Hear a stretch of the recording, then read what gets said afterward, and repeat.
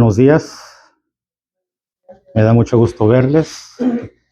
Quiero darles una bienvenida a cada uno de ustedes, especialmente a los que nos acompañan. ¿De dónde nos acompañan ustedes? Disculpe, son Houston. ¿Alguna iglesia en particular? Del West.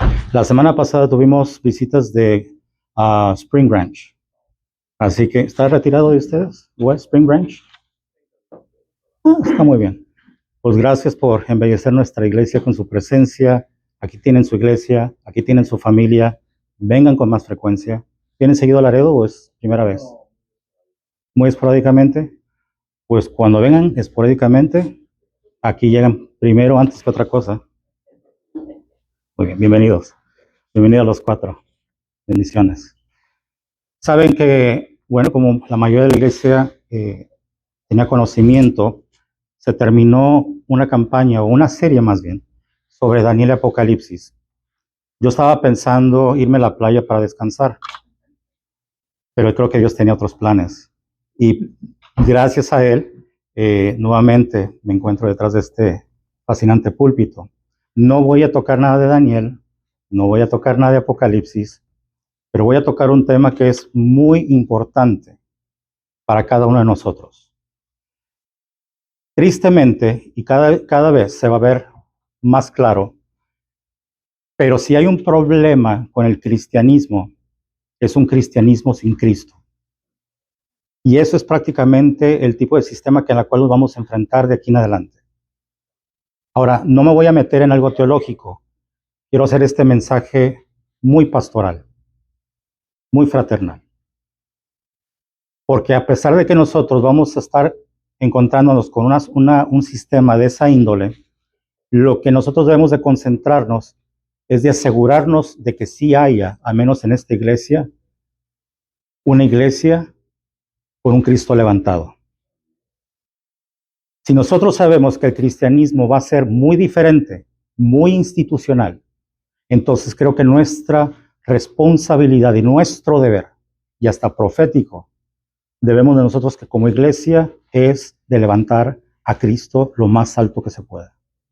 Cuando uno entre por esa puerta, lo primero que deben de ver es un Cristo levantado. Y esa debe de ser nuestra responsabilidad, más de nuestro deber. Yo me acuerdo cuando mi papá me decía, es que es tu responsabilidad cuidar a tu hermano.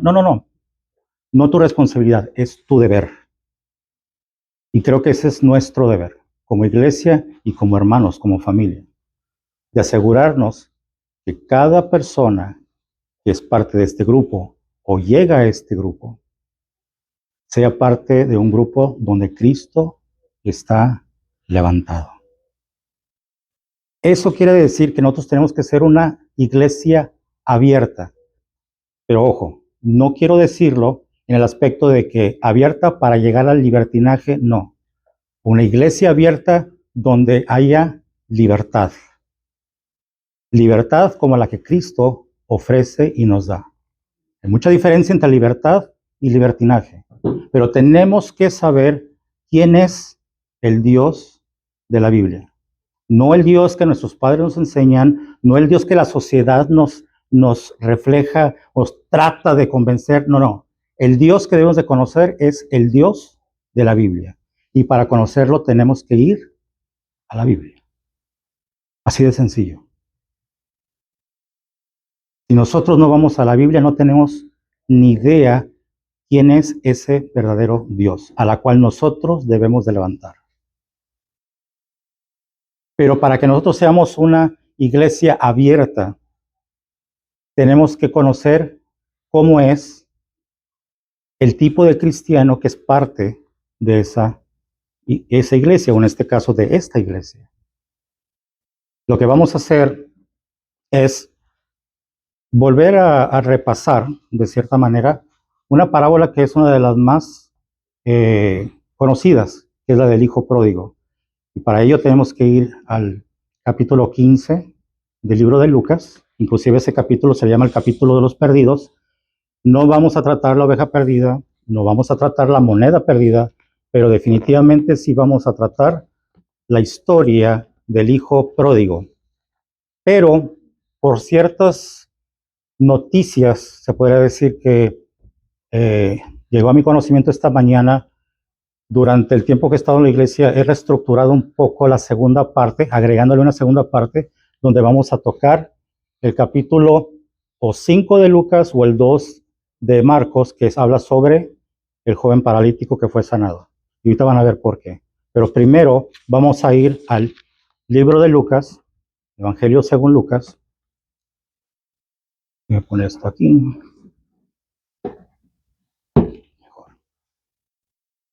Y vamos a iniciar del 11 en adelante.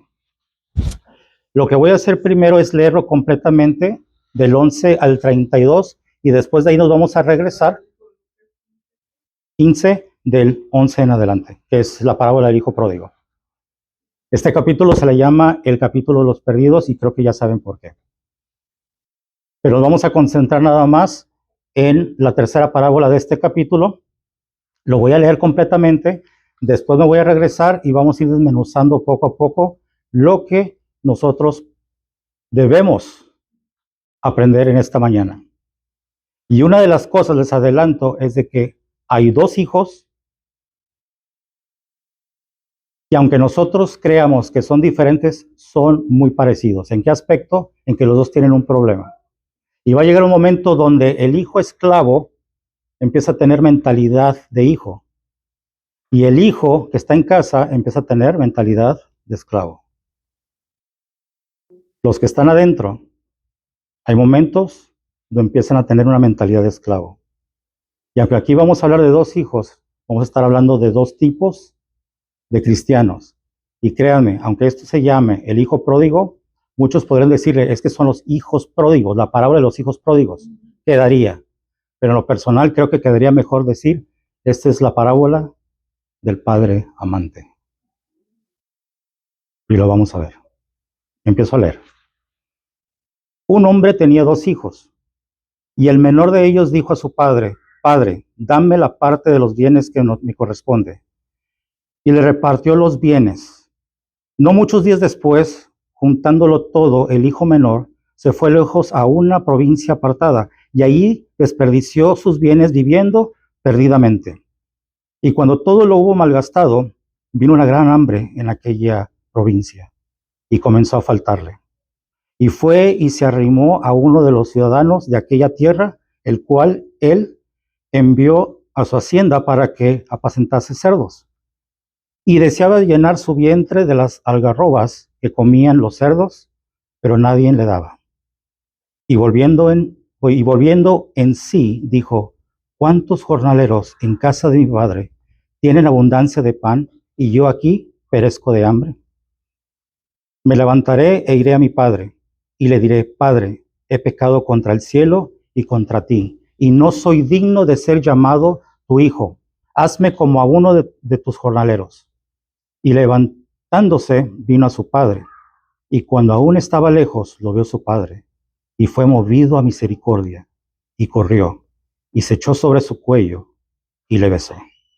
Y el hijo le dijo, Padre, he pecado contra el cielo y contra ti, y ya no soy digno de ser llamado tu hijo.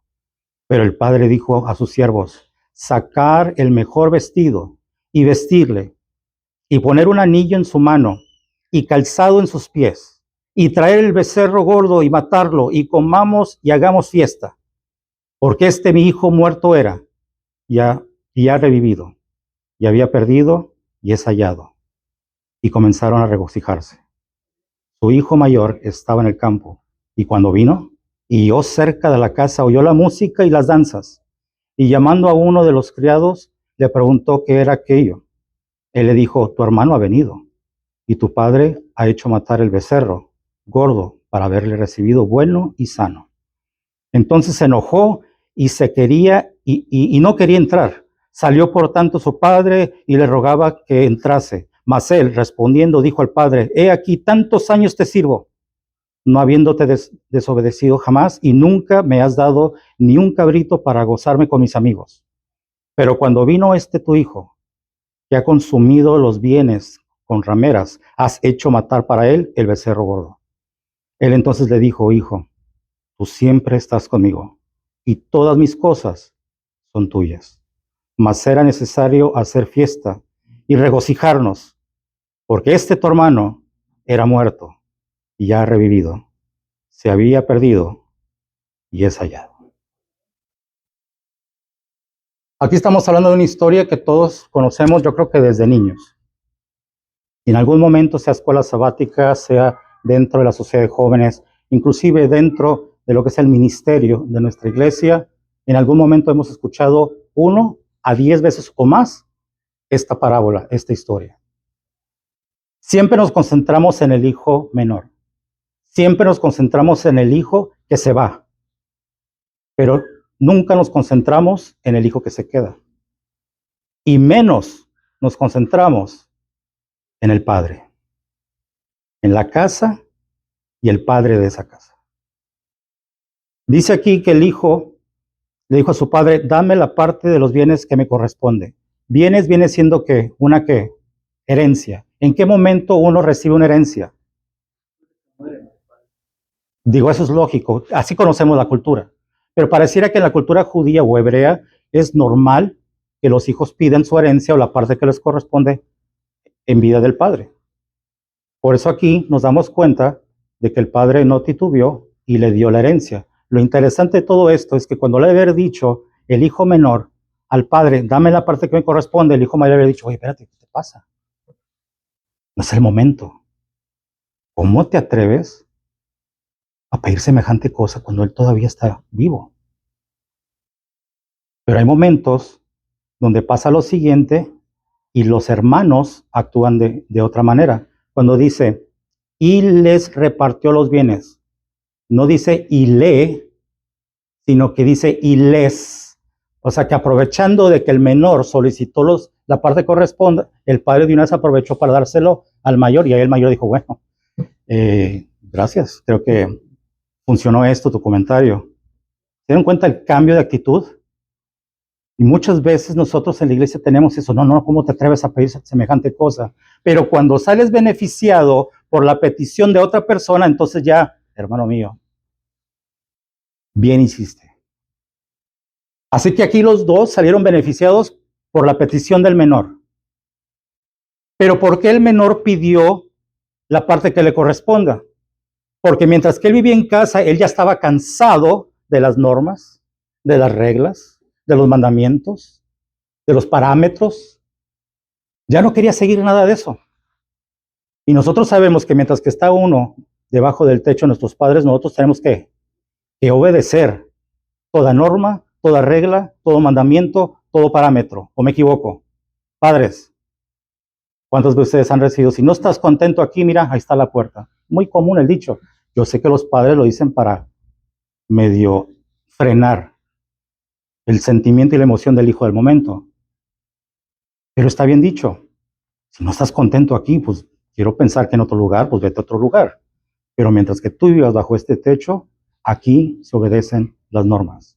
Y este hijo ya no estaba dispuesto a seguir los parámetros de la casa de su padre.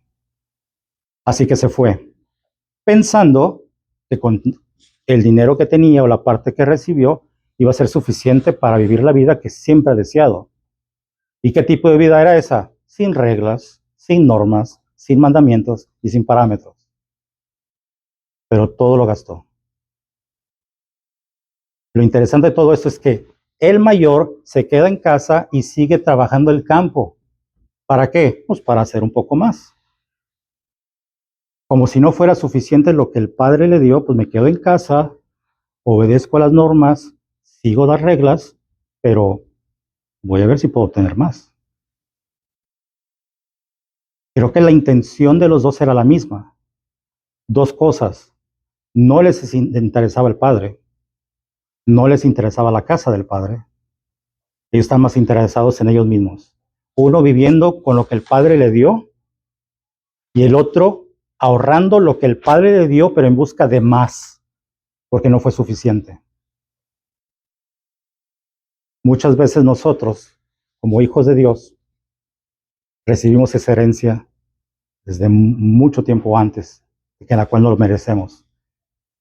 Un sinónimo del término herencia viene siendo bendiciones. Y obtenemos bendiciones a diario. Y Dios está al tanto de cada uno de nosotros y nos bendice y nos da la herencia mucho antes de lo que nosotros nos lo merecemos. Muchas veces cometemos el error de decir, con esta herencia, con estas bendiciones, estoy como para poder sobrevivir lo que el mundo ofrece y tiene. Y nos vamos de la casa, de este lugar que es del Padre. Y otros nos quedamos en la iglesia trabajando el campo. ¿Para qué? Para buscar más bendiciones, porque las que me he dado hasta ahorita no son suficientes. Las obras. Y nos concentramos en el evangelio equivocado de las obras. Las bendiciones llegan porque tenemos un Dios que nos ama, un Padre que nos ama. No nos da bendiciones por lo que hacemos. Lo hacemos porque amamos a Dios y es algo inerte, es algo natural. Y hacemos y trabajamos para Dios por ese motivo, porque estamos regresando el amor a Dios. Pero muchos de nosotros queremos seguir trabajando el campo, como el hijo mayor, porque las bendiciones que hemos recibido no han sido suficientes. Y queremos más. Y mientras que nosotros estamos buscando más, tenemos hermanos allá afuera, hermanas allá afuera, perdiendo sus bendiciones porque pensaban que alejándose de Dios pudieran vivir mejor con las bendiciones de Dios. Y ahí estamos hablando de dos tipos de cristianos. El cristiano que se queda en casa y trabajar el campo lo más que puede, pensando que con las obras del campo ganamos la herencia. Y el otro cristiano que recibe las bendiciones en la casa de Dios y decide que irse a gastarlo y a perder esas bendiciones a distancia del Padre. Llego a la conclusión que sus dos hijos, a pesar de que salieron de la misma casa, estuvieron en casa, uno se fue, el otro se quedó, pero ninguno de los dos conocía al Padre como deberían de conocerlo. Y muchos de nosotros en la iglesia, aunque hemos sido parte de esta iglesia y seguimos siendo parte de esta iglesia, y aunque estemos aquí, no hemos llegado a conocer al Padre, al Dios de la Biblia. Y es ahí donde empiezan los estragos, inclusive los latigazos de un cristianismo sin Cristo, porque no conocemos al Padre. Pero ¿cómo damos nuestra vida por la institución? ¿Cómo damos nuestra vida por la institución? Y la mayoría del mundo del cristianismo va a dar su vida por la institución, no por Cristo. Y esa es una realidad. Y a esto nos vamos a encontrar. Nos vamos a topar con situaciones donde la mayoría del cristianismo está alejado de Cristo. Lo que le dio el nombre a este movimiento ya no haría sentido. Cristianismo sin Cristo, ¿qué pasa? Pero esa es una realidad. Y está registrado. Y mientras que nosotros seamos parte de una iglesia que sabemos que fue levantada, inclusive fundada por Dios, por su mensaje, por su doctrina, nosotros seguimos siendo parte de uno o del otro de los grupos cristianos en la cual estamos tratando de identificar por medio de estos dos hermanos. Se requiere del Espíritu Santo para poder cambiar nuestra forma de pensar. Necesitamos arrepentirnos. Y hay una palabra que se llama, una palabra que es metanoia. Metanoia es cambio de mente. Cuando uno se arrepiente, tenemos que tener un cambio de mente. No decir me arrepiento, no. Cambia tu mente en cuanto al pecado y en cuanto a Dios. Tenemos que practicar la metanoia, que es en griego. El decir me arrepiento de lo que hice no es suficiente. Tu estilo de vida va a determinar ese arrepentimiento. Por eso digo, tenemos que practicar o hacer una metanoia. Tenemos que cambiar nuestra forma de pensar, si no, nunca lo vamos a lograr. Lo más interesante de todo eso es que el menor dice que en el 17 dice, y el menor, en este caso, que ya estaba en una situación muy complicada, pasando por grandes pruebas, mucha hambre, oliendo de todo, rodeado de cerdos, dice en el 17, y volviendo en sí. ¿A qué se refiere con eso? Volviendo en sí me da a entender que él estaba demente.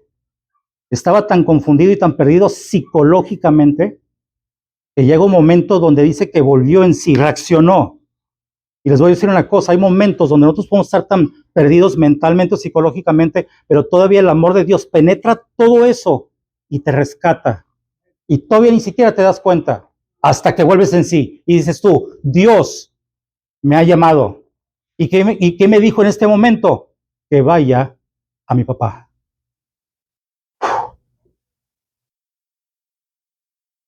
Se pueden dar cuenta que a veces cuando estamos en los peores momentos es cuando más Dios penetra toda esa cosa negra y contaminación que te rodea en ese momento, que te tiene perdido, y todavía su amor puede penetrar todo eso y te hace volver en sí.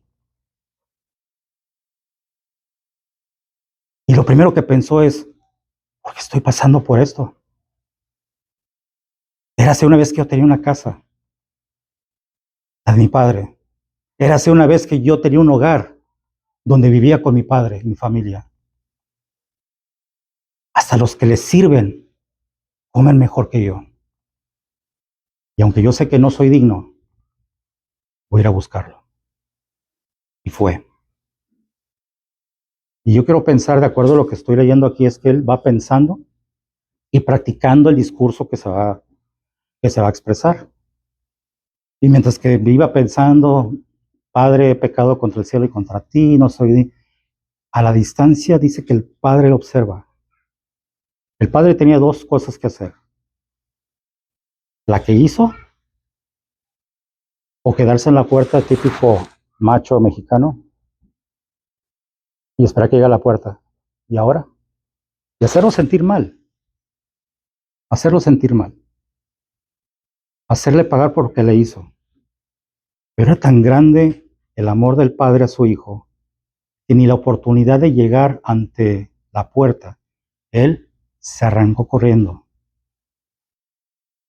Y este hijo lo ve a la distancia, inclusive no solamente lo desesperante que era para él tratar de llegar a él, sino que también viendo a la distancia el brillo de cada una de sus lágrimas que iba soltando mientras que iba acercándose a él. Y antes de que él expresara por primera vez su discurso, siente un golpe en su pecho del fuerte abrazo que el padre le da y le da un beso en el cuello. Un beso, cero reclamos, cero regaños, un beso. Pues saben una cosa, una iglesia abierta es lo primero que hace cuando entra una persona por esa puerta. Darle un beso. Cero reclamos, cero reproches. No me interesa lo que decidiste hacer allá afuera. Lo que más me interesa es que regresaste a casa y te recibo con un beso. Esa es una iglesia abierta. Una iglesia que esté preparada para ser el reflejo del amor de Dios. Está entrando alguien por esa puerta, no cuestiones. Dale un beso de recibimiento, como Cristo lo hizo la primera vez que nosotros entramos a su iglesia. Muchas veces cometemos el error, bueno, es que conocemos su vida, estuvo aquí, se fue allá, hizo de todo, y ahora viene aquí, tiene que rebautizarse, como si el bautismo fuera un castigo para el pecado. Con que para poder entrar a esta iglesia tienes que bautizarte. No, no, no, el bautizo tiene otro significado divino muy diferente. Pero es increíble más bien que nosotros utilicemos el bautismo para disciplinar o para regañar no verbalmente a una persona que estuvo en el mundo y que escuchó la voz de Dios decirle, regresa a casa. Suficiente vivió ya afuera como para que fuera la carga de regresar a la casa. Dios ya le dio un beso cuando le dijo, regresa a casa. Nosotros hay que darles el segundo. Bienvenido a la familia. Pero existe el hermano mayor que ve a la distancia la gran ceremonia que le están dando al menor y empieza a cuestionar, ¿y esto de qué se trata? Ah, pues regresó tu hermano. Y le están haciendo todo esto por todo lo que hizo. Eso no puede ser posible. Cuando se entera el padre que el hijo está ahí, el mayor, y se da cuenta también que no quiso entrar, va y lo busca. Y eso es lo que pasa con Dios.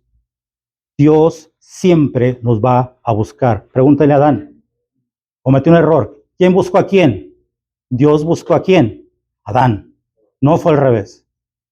Adán estaba escondido, estaba apenado, estaba preocupado y Dios sabía dónde estaba y le dice, ¿dónde estás, Adán? Y no porque no sabía dónde se encontraba, sino cuando le dice, ¿dónde estás, Adán? Es porque no estás donde deberías de estar. Pero todavía sí te invito a que vengas donde debes de estar. Y esa es en mi presencia, en mi casa, y ese debe de ser nuestra predicación. Vuelve a casa, donde tú perteneces. Esa debe de ser. No preguntes dónde estás, no. Sé que no estás donde deberías de estar porque no te veo. Quiero verte, ven a la casa de nuestro Padre.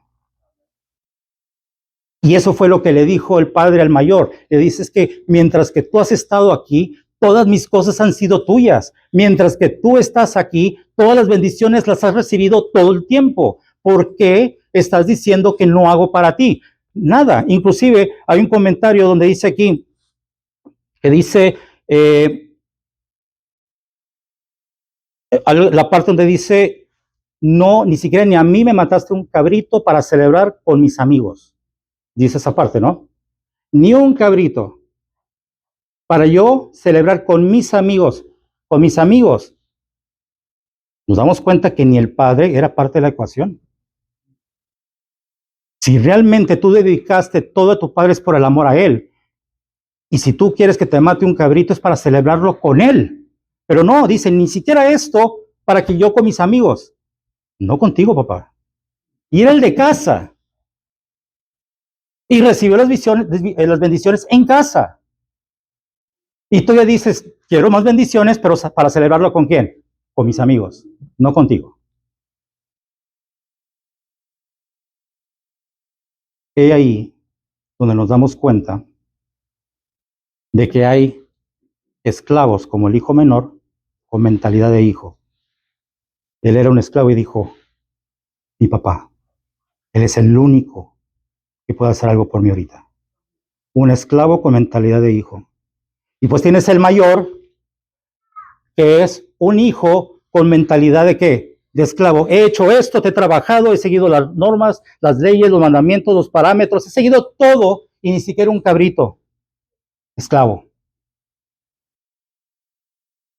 ¿Cuántos cristianos piensan de esta manera? He hecho todo en la mayoría de los ministerios que me has puesto, Dios. Y siento que no hay un cambio en mi vida.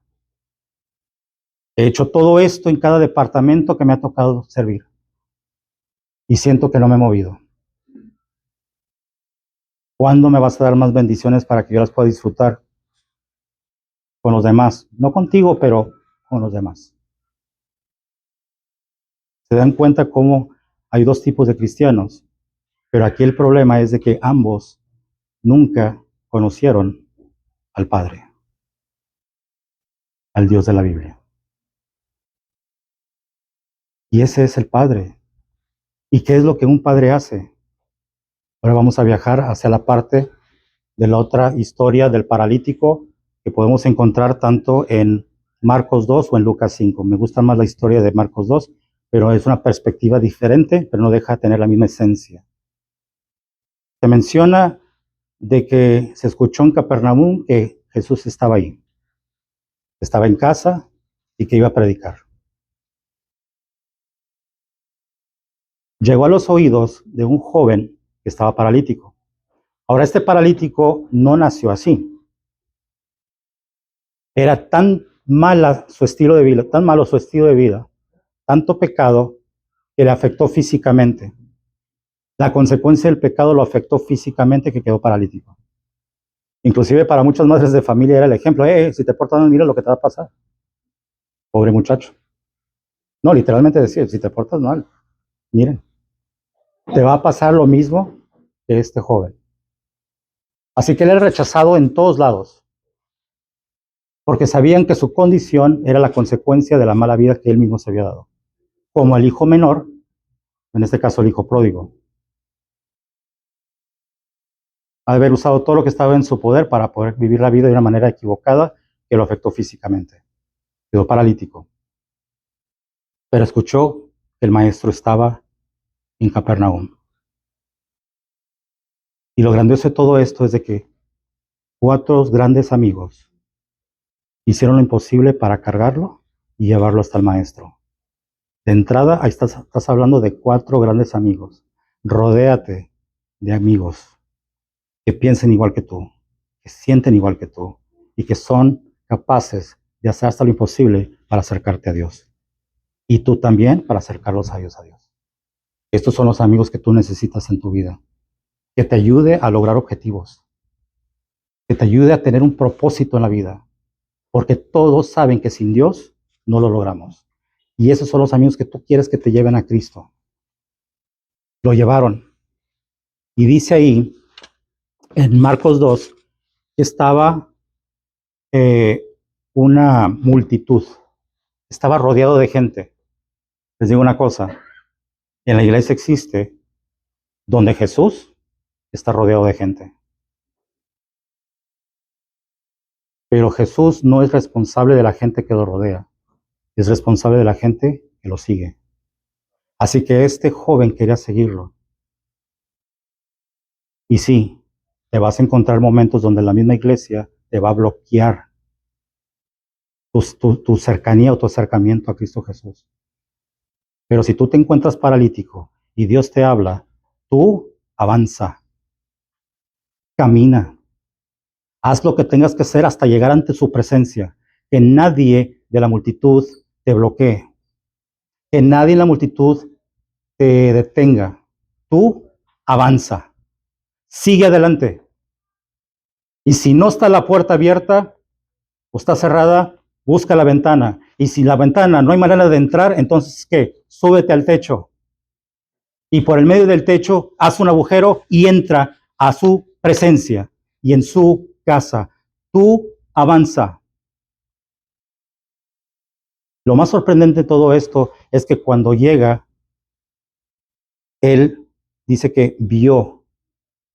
Dice ahí, al 5, dice, al ver Jesús la fe de ellos. Dice que al ver Jesús la fe de ellos. ¿Qué quiere decir esto? Que la fe se ve. Si la fe no se ve, entonces no es una fe verdadera. La fe se tiene que ver. Y por eso dijo, al ver Jesús, la fe de ellos. Nuestra fe, y yo lo defino de esta manera, para mí la fe es una decisión. Porque uno puede decir, yo creo que Dios me va a ayudar. Y nos quedamos así, esperando. No, yo creo que Dios me va a ayudar y tomas una decisión y para adelante. Por eso la fe es una decisión, no es una emoción. La fe, siendo una emoción, no tendría sentido. Pero una fe, después de una decisión y convirtiéndola en la acción, es como decirle, confío en ti que lo estoy haciendo, porque sé que tú estás ahí. Por eso la fe es una decisión. De otra manera no puedes verlo. Siento una fe. No, esa no es fe. Porque nadie la ve más que tú la sientes. Ni tú mismo la ves. Pero dices que la sientes, esa no es fe. La fe es una decisión. Y eso fue lo que vio Jesús. La decisión que tomaron de ¿qué? De dejar todo lo que estaban haciendo y buscar cualquier lugar con tal de estar ante su presencia. Eso es fe. Y la vio Cristo. Y por lo que vio, dejó de estar haciendo lo que estaba haciendo, que era ¿qué? Predicar. Fíjense una cosa. Él puede haber dicho, ¿cómo se les ocurre? Me están interrumpiendo, voy a la mitad del sermón, casi estoy entrando al llamado. No, él no se quejó. Inmediatamente le puso atención a la decisión que este joven o estos jóvenes, pero en este caso el paralítico, hizo en ese momento con tal de estar al frente de él. Y lo primero que él, Jesús, le dijo a este joven es, tus pecados son perdonados. No le dijo, te voy a sanar tu limitación, porque él sabía que el corazón de este joven estaba más dolido y afectado que su cuerpo. Porque si Jesús hubiera sabido que su único problema era físico, le hubiera dicho, ya, adelante. Pero no empezó con eso, con una sanación física. Empezó con una sanación espiritual. Tus pecados son perdonados, porque ese era el problema del joven, la carga que tenía por todo lo que había vivido. Y él quería ser sanado de esa manera. Y sabe una cosa, Cristo Jesús empieza sanándote el corazón antes que cualquier cosa. Inclusive puede sanar tu corazón y te puede dejar físicamente igual porque sabe que tiene una misión muy importante en el estado que te encuentras. Pero tu corazón está sano y fuerte. ¿Por qué? Porque él vio que lo más importante era tu corazón. Y empieza perdonándote todo para que tu corazón vuelva a agarrar fuerza. Y ya verá en ese momento si es su voluntad, si hay arreglos en lo físico. Pero primero lo espiritual. Hijo mío, tus pecados son perdonados. Le empezaron a reclamar a Jesús. ¿Y cómo se te ocurre de sanar pecados? Que lo único que puede sanar es Dios. Y empiezan los líderes de la iglesia, o bueno, en este caso del templo, y están los fariseos, los escribas. Los que estuvieron ahí presentes empezaron a hacer carga por lo que había dicho Jesús. Porque supuestamente Dios es el único que puede perdonar pecados. Entonces Jesús hace la pregunta, que es más fácil. Decirle a este muchacho, levántate y anda, y toma tu lecho y vete, o tus pecados son perdonados. Yo les hago la pregunta a ustedes, ¿qué es más fácil? De los dos. ¿Qué es más fácil, qué es más fácil para Jesús decir, tus pecados son perdonados, o levántate, toma tu lecho y vete? ¿Qué fue más fácil?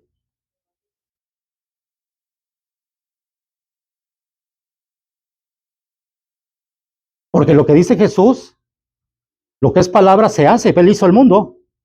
Entonces para él es fácil decir, levántate, toma tu lecho, anda y vete a tu casa. Lo difícil es decir, tus pecados son perdonados. Para que él pudiera hacer eso, o poder hacer eso, él tuvo que bajar del trono a la tierra, hacerse humano, ser escupido, ser ofendido, ser golpeado, ser chicoteado para poder, y crucificado para poder decir eso. ¿Se dan cuenta? Eso es difícil. Pero lo mejor de todo eso es de que él está dispuesto a volverlo a hacer por ti y por mí. No importa lo difícil que sea. Él tuvo que vivir todo eso para poder decir tus pecados son perdonados. Entonces dígame si el amor de Dios para nosotros es inmenso, inmesurable. Es capaz de ir y pasar por lo mismo con tal de asegurarse que tú estés sano de tu corazón y de tu alma. Nosotros tenemos que tener un comportamiento, si no similar, idéntico, que es el comportamiento de Cristo. Y para poder hacer eso tenemos que tener una iglesia abierta para hacer eso. Tenemos que conocer al Dios de la Biblia para poder nosotros hacer lo que Él hizo en esta tierra. Y es recibir a todos con un beso. Muy sencillo. Y esa es la mejor manera para levantar a Cristo en tu iglesia. Mis hermanos, tiempos difíciles, no cabe duda. Los estamos viviendo. Después de noticias, malas noticias, llego a la conclusión que el enemigo está trabajando más de la cuenta y de la manera más vil que se pueden imaginar. Y ahora los hijos de Dios están buscando otras alternativas y no van de acuerdo al Dios de la Biblia. Yo nunca me había topado en años anteriores donde existían otras alternativas que no sea Dios. Estamos viviendo momentos donde creemos que no tenemos respuestas a los desafíos, a las preguntas, a las pruebas. Y eso nos da a entender de que no conocemos a nuestro Padre, porque acudimos a todos y a todo menos a Él. Nuestra relación no es la mejor con Dios en este momento. Lo único que Dios quiere es que nosotros hagamos lo que el hijo menor hizo, buscarle, ir a Él. Y lo único que está esperando es que lo hagas para que Él mismo te encamine hacia adentro de su casa y permitirle que Él siga siendo nuestro Padre. Nunca, nunca, nunca perderemos el título de hijo. Nunca. Pero resalta más cuando nosotros le decimos Padre. Y Él brillando de felicidad porque escucha ese título, ese nombre, papá.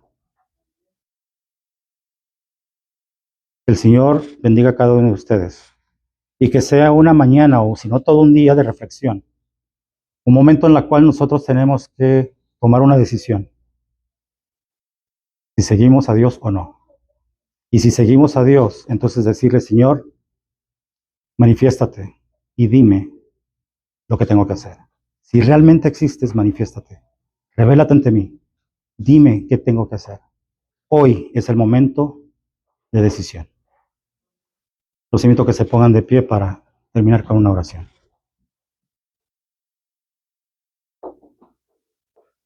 Querido Dios y amante Padre, nos has hablado con amor esta mañana. Y no hay mejor sentimiento saber que eres un Padre amoroso y nosotros aún seguimos siendo tus hijos. Gracias por llamarnos hijos. Gracias por siempre estar ahí presente. Gracias por recordarnos que a pesar de que hay momentos que nos retiramos de ti, siempre podemos regresar a ti. Nos ponemos en tus manos. Tú más que nadie sabes las grandes pruebas y desafíos que vivimos a diario. Bendice a cada familia y a cada persona que está pasando por momentos complicados. Sabemos que hay una respuesta para todo y eres tú. Por favor, haz tu voluntad sobre nosotros. Nos ponemos en tus manos. En tu nombre pedimos todo esto. Amén. El Señor les bendiga.